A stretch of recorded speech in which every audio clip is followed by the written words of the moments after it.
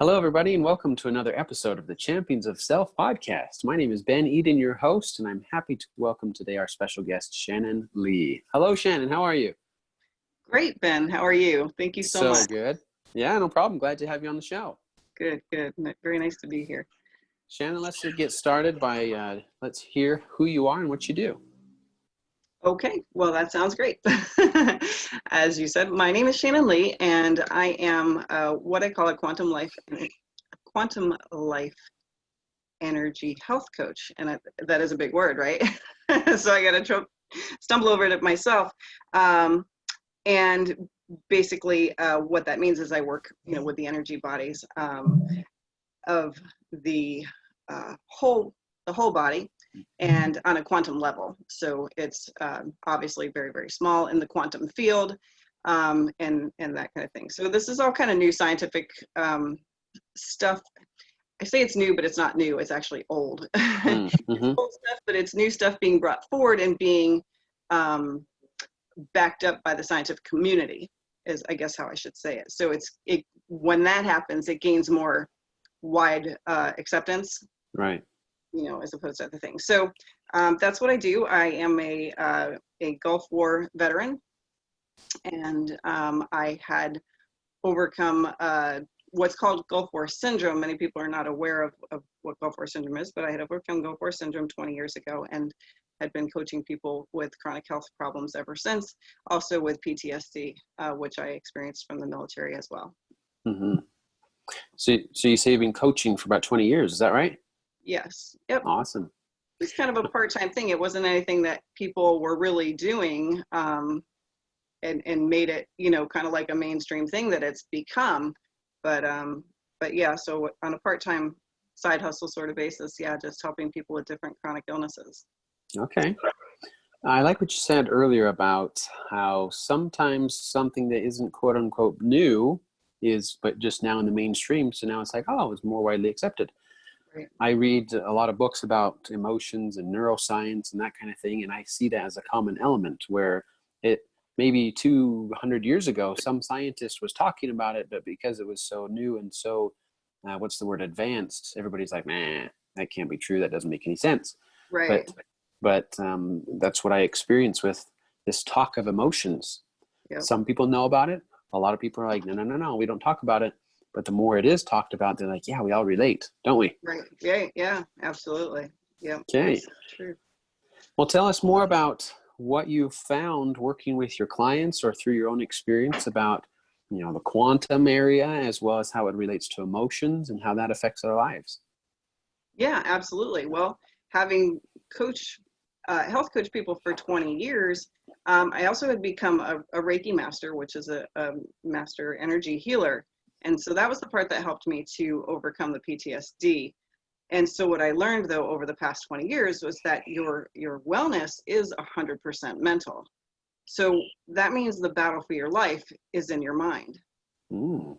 And that led me obviously on other other areas of thinking and research and all these different directions.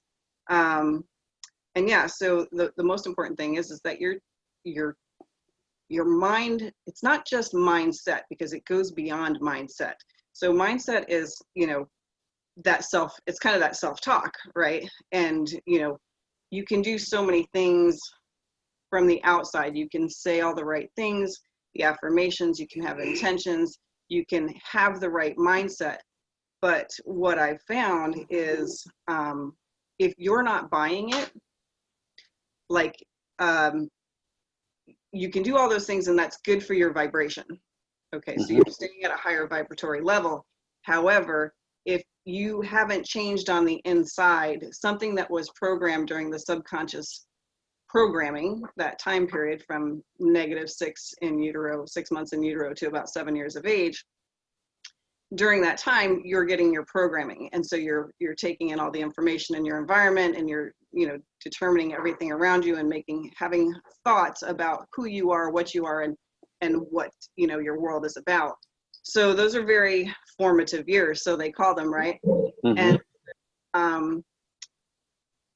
a lot of times we don't remember what we tell ourselves, or what we might have thought at any particular time about any particular thing. I think we have, I personally, even though I think I have a very good memory, I have only vague memories of, below the age of 4 even, and so it's, very sporadic. And so those things that cause the memories, right, are either high levels of dopamine and serotonin and all of those, hormones, those feel-good hormones, or the opposite of the aldosterone, the adrenaline, and the cortisol, which are the very low, and the traumatic, the trauma and that kind of thing. So those are the hormones that imprint into the cellular DNA, the memory.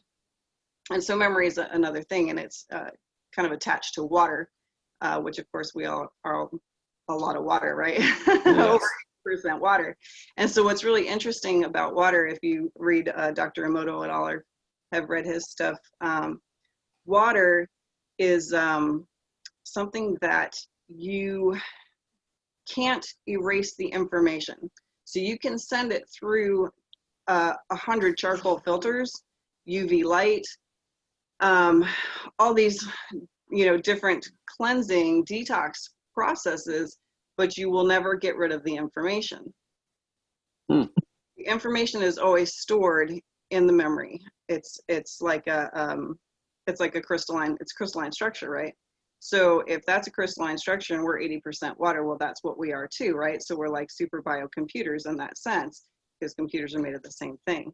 So I say that it's recording those two very different, those memories, but in two different ways, right? So that kind of brings us, those are our emotions, and those emotions actually get stored, they get recorded. It's been noted recently in I believe it was 1991, that there's about 40,000 unique cells that exist in the heart, and they're actually like brain cells.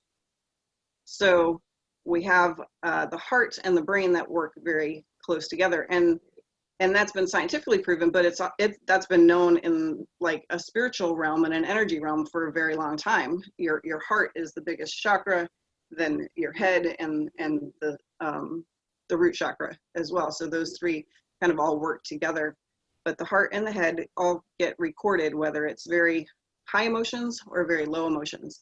And so when we talk about what are we doing with those emotions and how are we overcoming the traumatic ones, many people are just working through that by whatever means they feel like works for them. If it's, they're talking about it, or they're, they take medications to try to forget about it, whatever it is, sometimes with like PTSD, there's no forgetting. It just comes out. PTSD, they say it's not a mental condition, it's an event.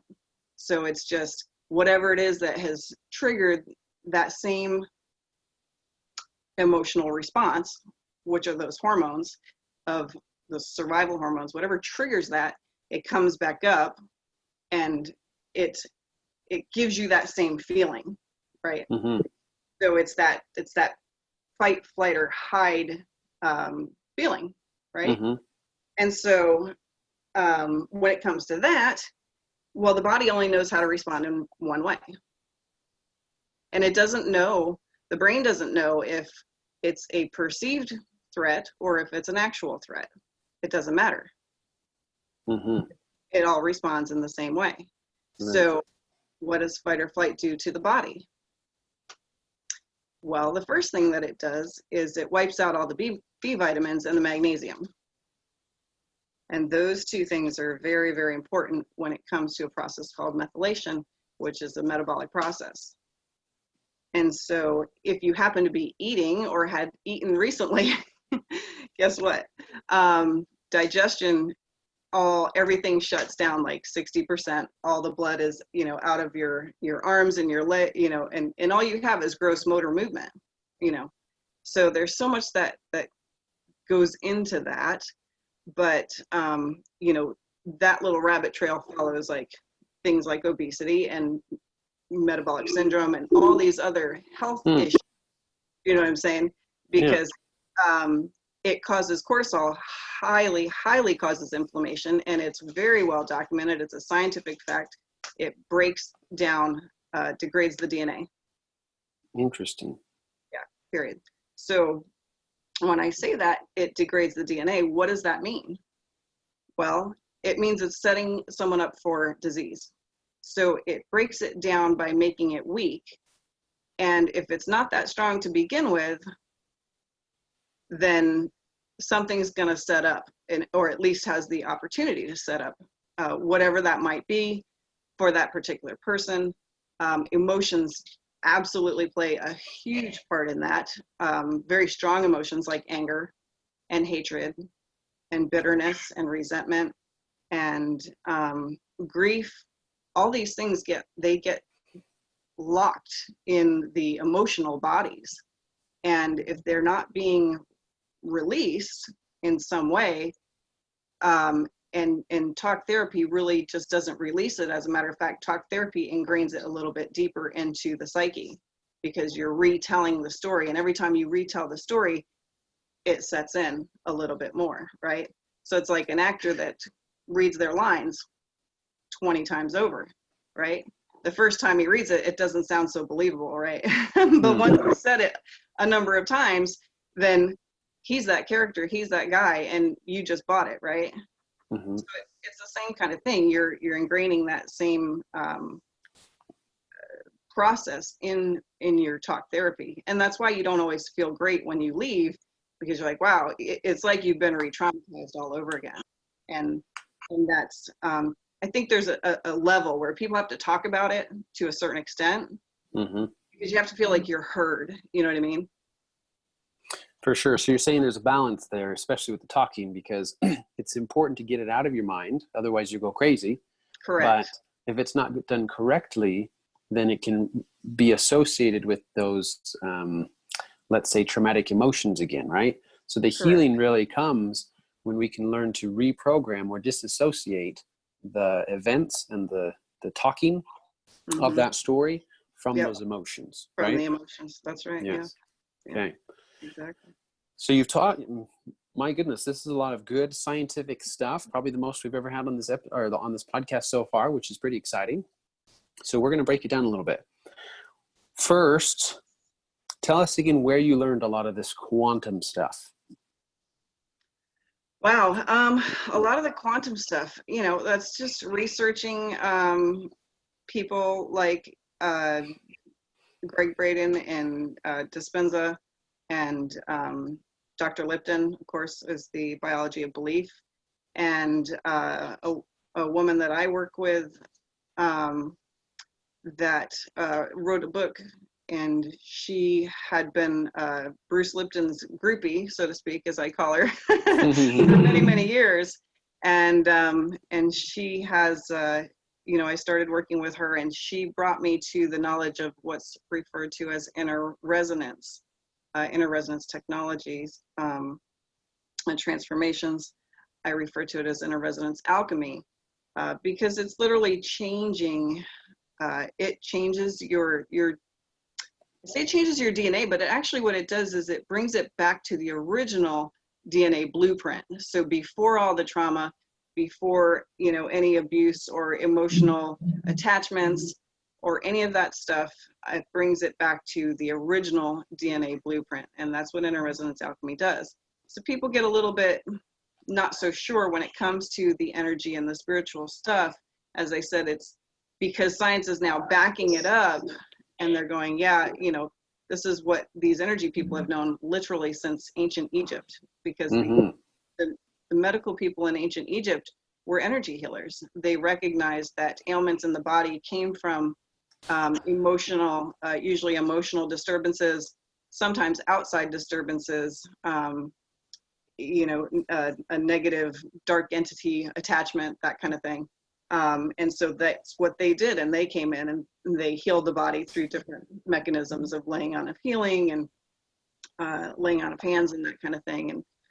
And but that's what they did in ancient Egypt. So as we say, what's old is coming back around to be what's new. Right.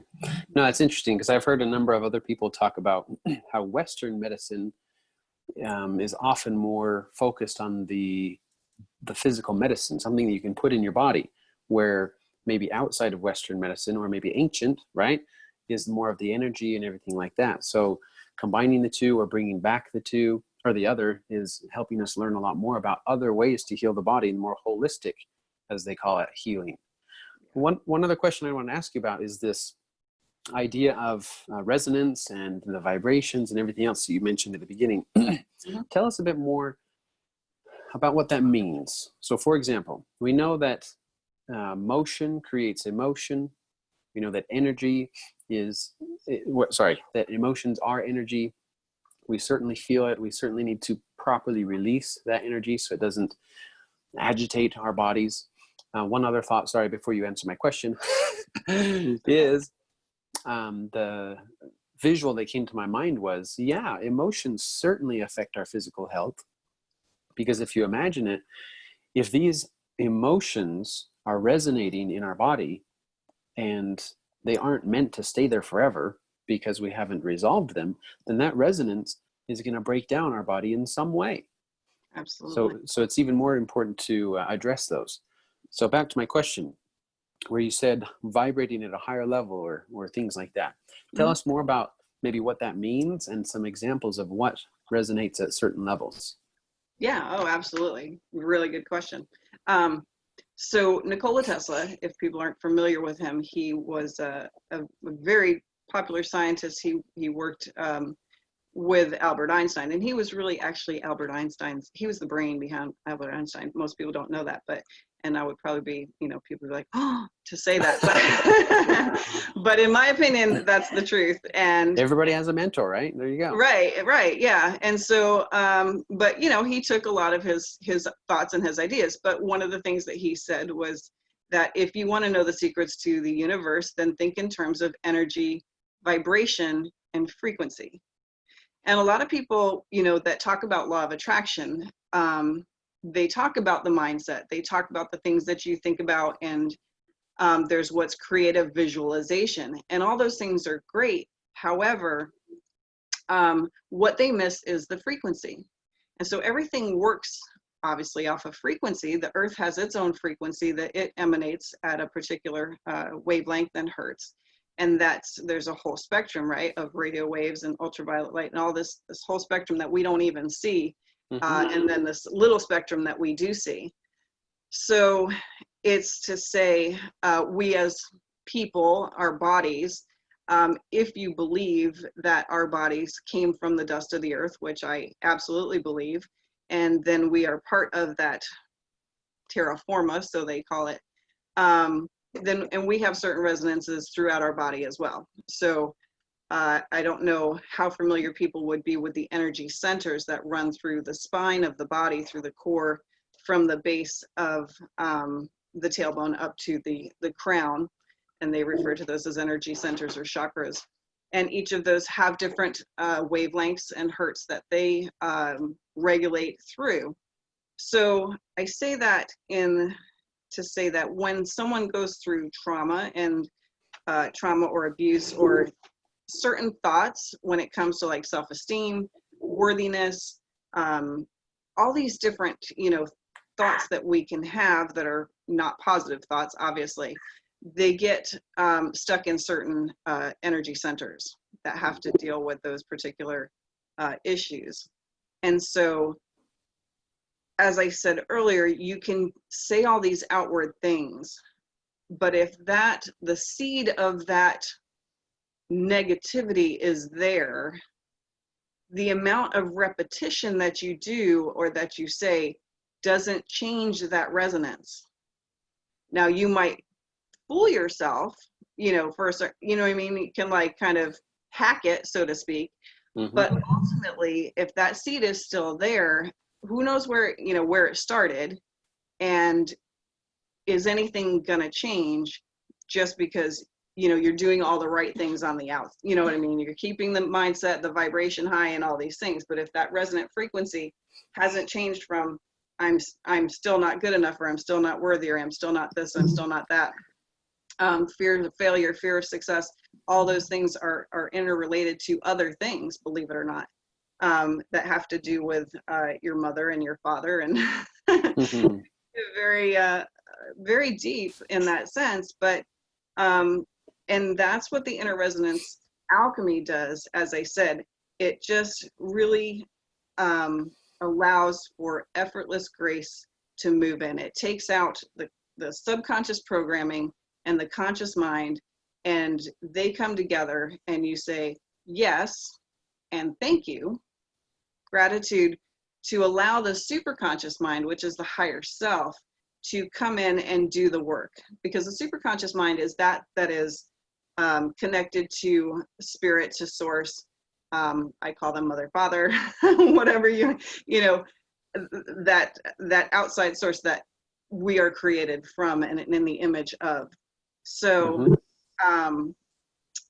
so what that does is it literally changes you, your DNA, moves out those emotions, and in a very gentle way, in a way that the way that we go through the sessions, we just, it's very gentle, and there's no talk therapy, there's no trauma recall, there's no medications. And what happens is it's like peeling back the layers of an onion. It just, things kind of come up, and as they come up in energy, you know, you feel the emotion come up, you recognize it, and you let it go. And once you've done that, it's gone. It's never back. Now, you don't lose the memory, because remember, the information never goes away, but you've disassociated the emotion from the memory. And so now you're able to move forward in, I hate to use the word evolution, but in like an ascension of the vibratory level, because that is no longer holding you down and holding you back from being who you really truly are. Oh, I love that. You just worded what that I felt, and pretty much what made me do what I do. Okay, so well done. The idea is, for example, from my experience, my life experience, whether it's business or things that I've created or whatever, I could have become a speaker and coach and said, build your dreams, and here's how to be positive, and here's how to accomplish all sorts of great things. Now, I love that, and I still do a sort of that, but it's exactly what you talked about, where a lot of people go through life hearing that inspirational stuff and says, you can do more, you can be more, you can be great, but they have that something holding them back, that barrier that they don't quite understand, that says, well, that doesn't apply to me because of this, or I will try it, and I tried it, and I tried it, and I tried it, and now it doesn't work. So now that pain that was already there is deeper. Yes. Yeah. And so you worded it super well. It's that emotional pain, that I call it, that we really need to resolve, so that we can have space to experience all that good. The good is there. We just got to remove that little barrier. Yeah, absolutely. Yep. And it's the reason that people go through the same cycles. It's like, it's a different face, but same person, or a different situation, but same circumstance. You know what I'm saying? Like, it's these patterns that people go through. And I say, you know, how is it that you feel like you're getting so far ahead, and then all of a sudden something seemingly beyond your control, right? Like, you feel like you've done all these things, like, I did this and this and this and this, and all of a sudden you're like right there at the precipice, and something just gets ripped out from, you know, the rug gets pulled out from underneath your feet. You're like, and now you're back at go.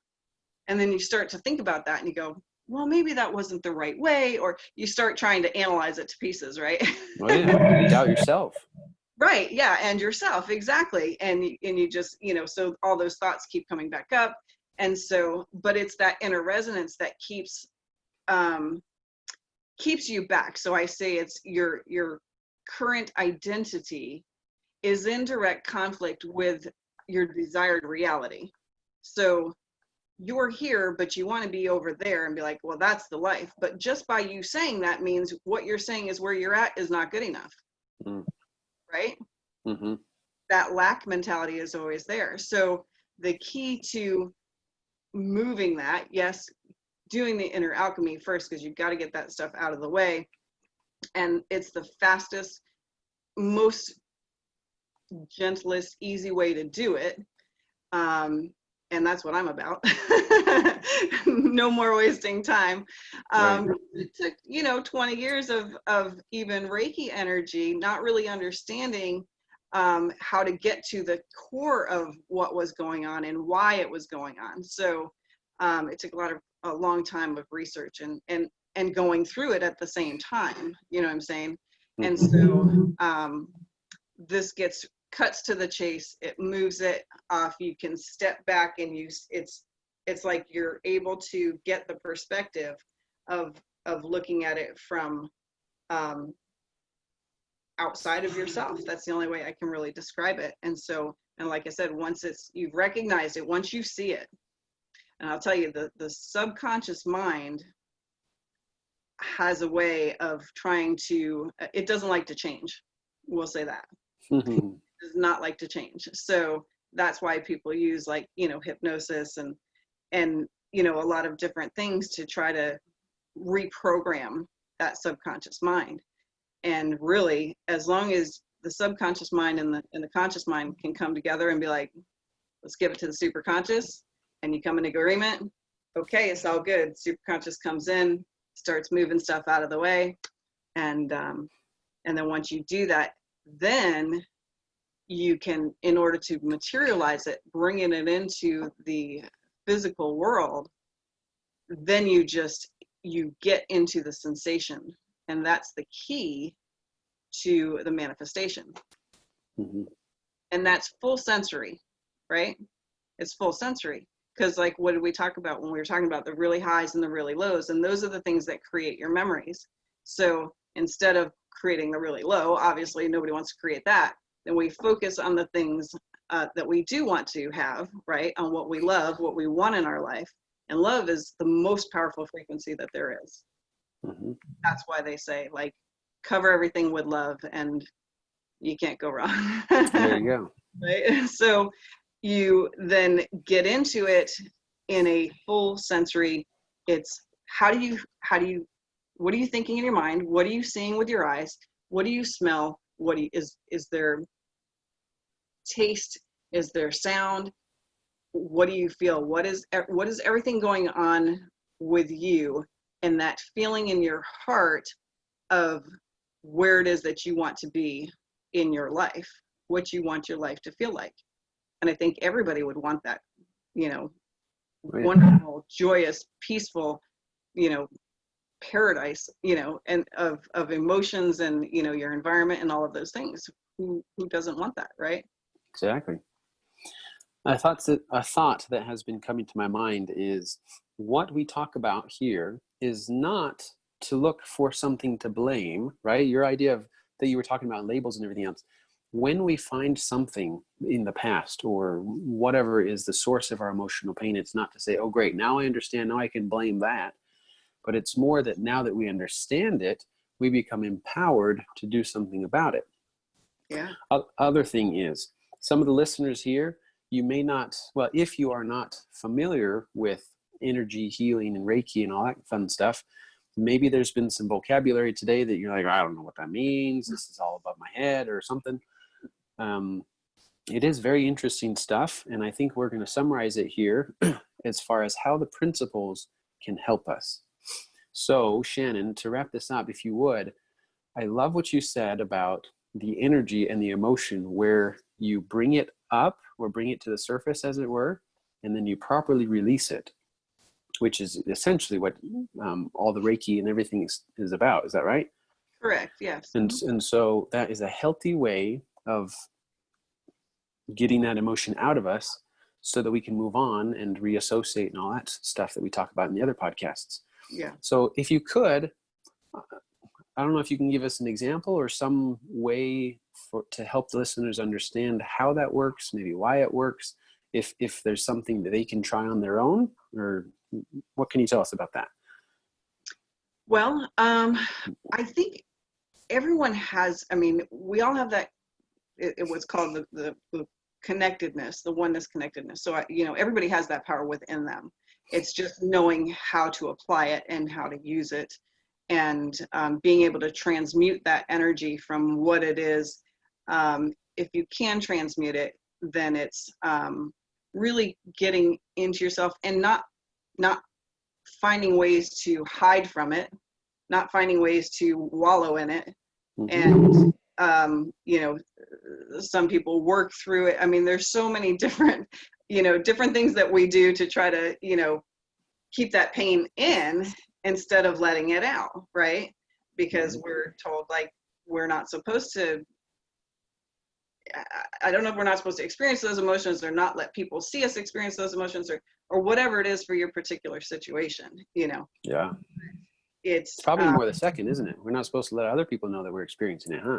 right. Yeah. Usually, like, they don't want to deal with it. Yeah, is usually what it is. So, yeah. So a lot of, you know, there's some great healing sound. Obviously, frequency is sound, and I usually will refer back to music in that sense, so everybody understands. Like, not everybody, but a good majority of people understand music, you know, and how the music is attuned.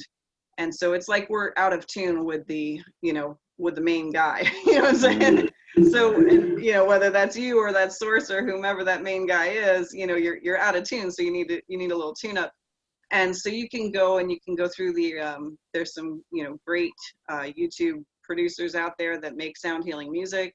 And you can go through different, it'll explain to you the different hertz and how they affect your body, and releasing those, just being in yourself, recognizing what it is, what's the, you know, what is the source of it, what's the core of it, and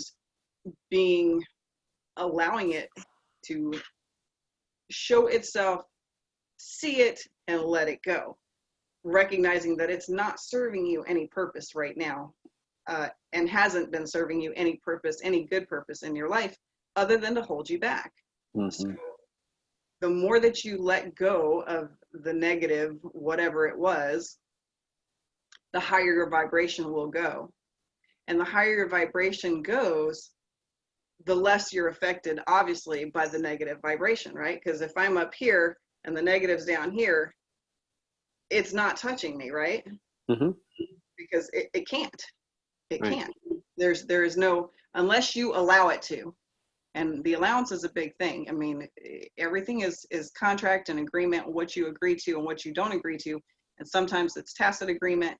Sometimes you don't even know that it's out there and you agree to. You know what I mean?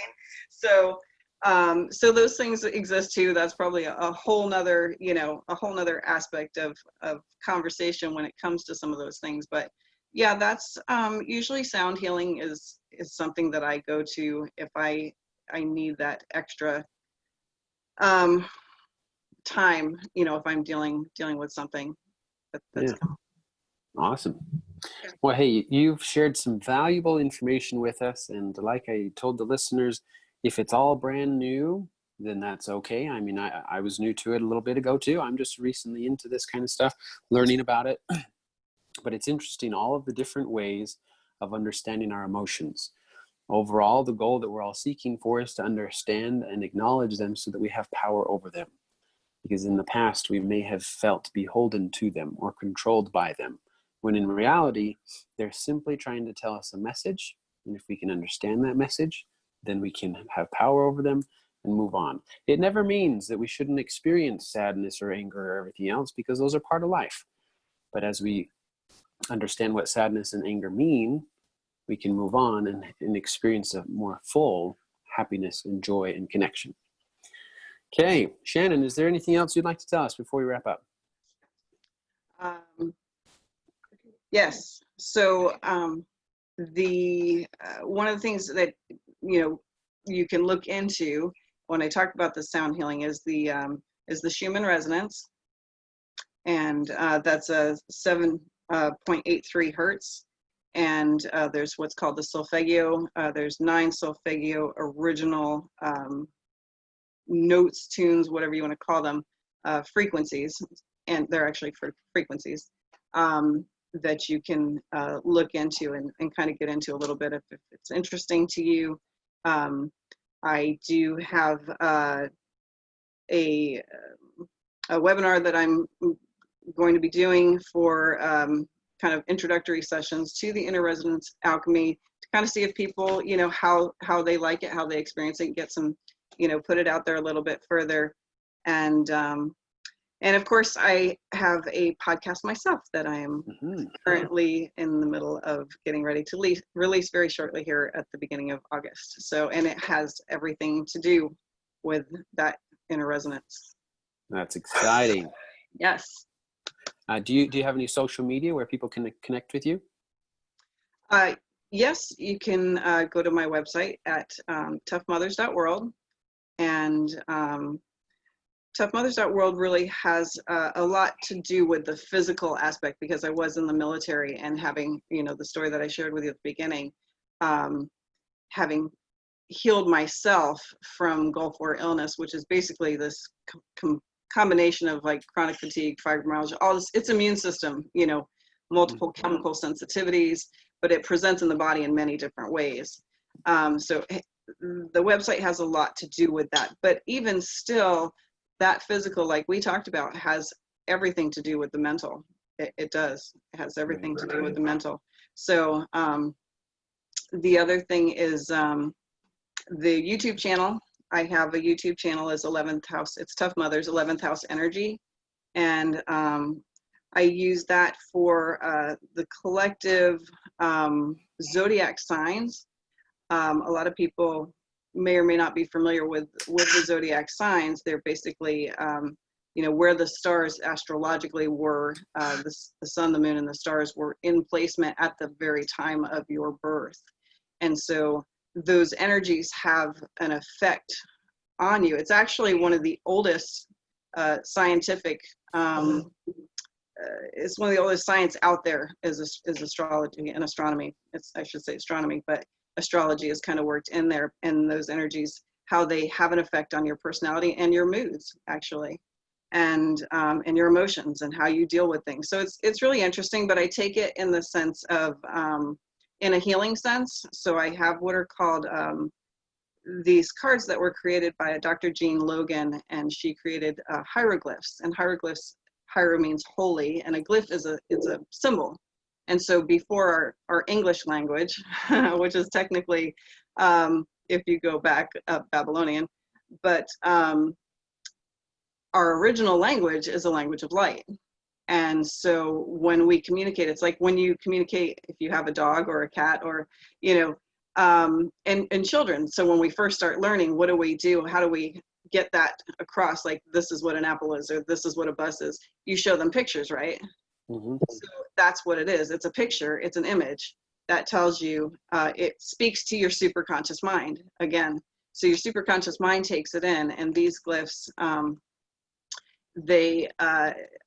it just present them to the screen, so you can take them in, visually, but your superconscious mind is taking them in to start working through some of those emotional patterns. So, and every one of us has every zodiac sign within our bodies. They actually rule over certain parts of our body. So it doesn't matter whose quote unquote sign you you look at, it's still beneficial to you either way. And so I've been doing those, and I'm moving out more towards specific things like narcissistic mothers, narcissistic fathers, different chronic fatigue, and bacterial viruses. So I'm moving in different directions with my YouTube channel as well for specific ailments that affect each person. So and it's a lot of creative fun, and I enjoy it. So thank you so much. No problem. Well, Shannon, thank you for joining this episode. We've learned some fantastic things. And listeners, thank you for joining another episode of the Champions of Self podcast, and we will talk to you next time.